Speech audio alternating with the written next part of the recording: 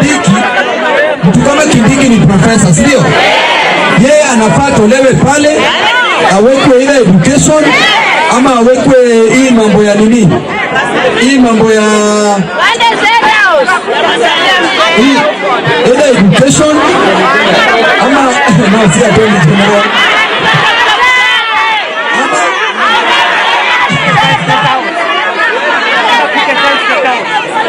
Ama weke State House. So ama foreign affairs, ndio. So mtu apewe kazi anaweza pa. Lakini sasa kama wewe unapoweka tu watu, hiyo ni kucheza na maisha ya watu jamani. So mimi naona hii nchi seriousness ndio haiko. So rais kama yeye mwenyewe alikuwa anapigania hii kitu sana, akisema ya kwamba yeye atasaidia mahasla, lakini sasa mahasla kuna shida. Kwanza kitu muhimu yenye Ruto angefanya kwa hii serikali, unaona hizi pesa zote za basari za constituencies zote hapa nchini, hizo pesa zote angezipeleka Ministry of Education, alafu aweke education ya high school iwe free. Kwa inasaidia. Sio kweli? So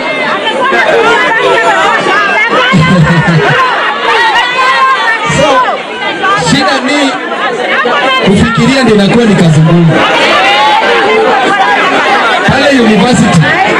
Pale university ameweka education iko juu sana. Watoto wetu saizi wakifika high school hawawezi enda university, na wamepita mtihani. So shida inakuwa ni ngumu. Hiyo university angerudisha ile funding model ya kitambo, watoto wapewe help, watoto waelimishwe, si ingekuwa sawa? Sahi hii maneno ya kupeana hizi loans, sahi unapata kama ulikuwa unalipa 20,000 wakati wa help, sahi unalipa 120 ama 300,000. Hapa kama unauza mboga, kama unauza nyanya, kama unauza omena ama nguo mitumba, kama uko kwenye bodaboda ama unaenda mjengo, jamani, hata kuuza 10,000 hivi kwa mtondo, alafu anataka ulipe 300,000. Alafu huyo mtoto ndiye anafaa kutoe kwenye matope, akutoe kwenye slums. So hiyo ni mambo gani jamani? Sio ni shida jamani? Instead of kuchukua hustler fund atanapeana shilingi 500. 500 mteni niwaulize, hiyo nayo msilipe. Hiyo ni airtime.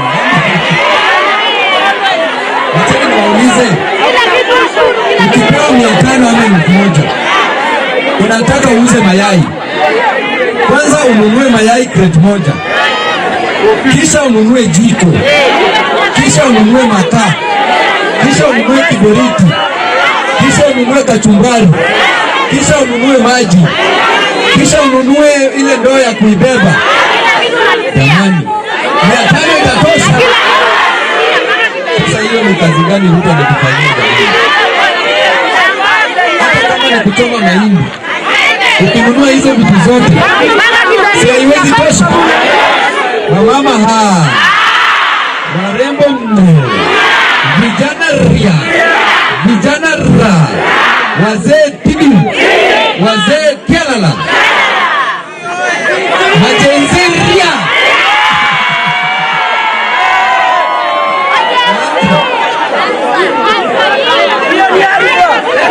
majenzi nyinyi mko sawa sana. Mmefanya kazi kwa sawa. Naona wengine wanasema pia uko majenzi kwa roho. Mambo iko sawa. Kwa mimi nawashukuru. Kama kawaida, mimi kazi yangu ni kuwafanyia kazi. Mimi ndio wadozi wangu. Mimi sina mdozi yeyote tena. Mimi ndio wadozi wangu. Sio ni sawa?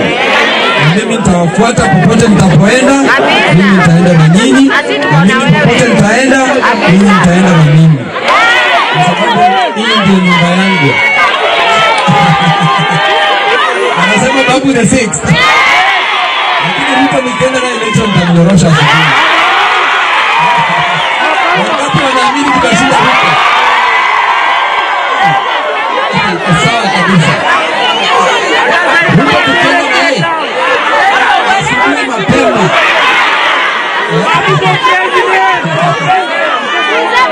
Unaona hapa mbele tuone venye dalili naenda, tunaweza badilisha akili. Ukiona kule Senegal, si vijana ndio walichukua. Na imagine walikuwa kwa jela, wakatolewa jela 10 days kutoka jela, hata mpaka wale hawajawahi lipa agent na wameingia State House. Sawa? Ona pale Madagascar. Si vijana ndio walichukua. Ona saizi hapa Burkina Faso. Vijana 32 years. Jamani.